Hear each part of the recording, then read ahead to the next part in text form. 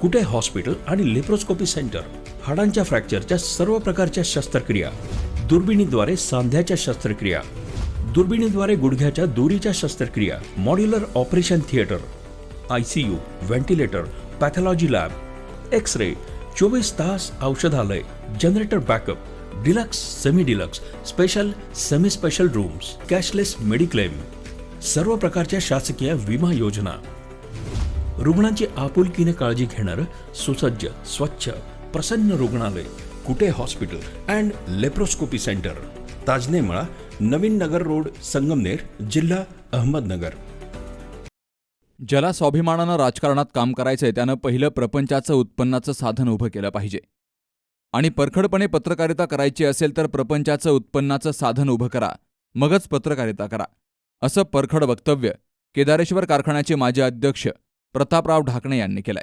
मराठी पत्रकारितेचे जनक आचार्य बाळशास्त्री जांभेकर यांच्या जयंतीनिमित्तानं शेवगाव तालुक्याच्या बोधेगाव बालमटाकळी परिसरातील बोधेगाव प्रेस क्लबच्या वतीनं पत्रकार दिन आणि गुणगौरव सोहळा पार्थ पब्लिक स्कूलच्या भव्य प्रांगणात मान्यवरांच्या उपस्थितीमध्ये मोठ्या दिमाखात आणि थाटामाटात पार पडला. या गुणगौरव सोहळ्यामध्ये युवा उद्योजक पांडुरंग नवले आणि जागतिक रोबोटिक्स चॅम्पियनशिप स्पर्धेत दिया प्रीतम छाजेड हिनं दैदिप्यमान यश संपादन केल्याबद्दल या विद्यार्थ्यांचा आणि पत्रकारांचाही सन्मान केला गेलाय. चौथा खांबाचं काम करून आमच्या पत्रकार बांधवांनी परखड होण्याची गरज आहे हे आमचं मत. पण आज याचं कारण आहे त्यांनी देखील मी वाक्य बोलतो, ज्याला स्वाभिमानानं राजकारणामध्ये काम करायचं त्यांनी प्रपंचाचं उत्पन्नाचं साधन उभं केलं पाहिजे. आणि आज माझ्या पत्रकार बांधवांना सांगेल, पत्रकारितेमध्ये परखडपणाचं काम करत असेल तर प्रपंचाचं साधन निर्माण करा आणि परखड निर्माण करा. प्रिंट मीडिया मध्ये मॅनेजमेंट तुमचं ऐकणार नाहीये, तुम्हाला स्वातंत्र्य नाहीये तेवढं. पण आज तुमच्या हातामध्ये मोबाईल, जे तर तुमच्यापासून हिरवू शकणार नाही. लिहिलं पाहिजे. सगळे जर गंगेमध्ये डुबले तर गंगा प्रदूषित होणार नाही. का गंगेला दोष द्यायचा? मला अधिक बोलायचं नाहीये, वेळ कमी म्हणून आधी सुरुवात करून मी जाणार आहे. माझ्या इथल्या टीमला काही आपलं सगळ्यांचं सहकार्य, आपण इथे सगळ्या पक्षाचे, पक्ष वगैरे हा विषय नाही, आपण सगळे त्यांच्या पाठीशी राहिलं पाहिजे.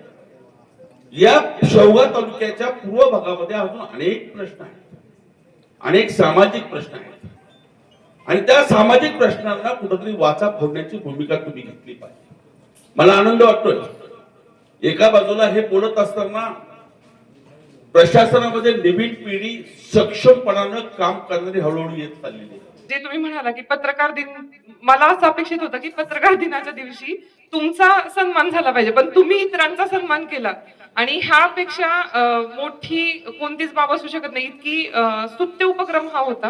ग्रामीण भागातील पत्रकार यांच्या हे पत्रकारिता करणं सोपं नाही त्यांच्यासाठी, कारण की शहरातील तरी लोकांना एरियाचं लिमिटेशन असतं, मात्र ग्रामीण भागामध्ये जागा फिरणं भरपूर मोठी असते आणि तुमच्याकडे जे साधने असतात ते खूप कमी प्रमाणात उपलब्ध असतात.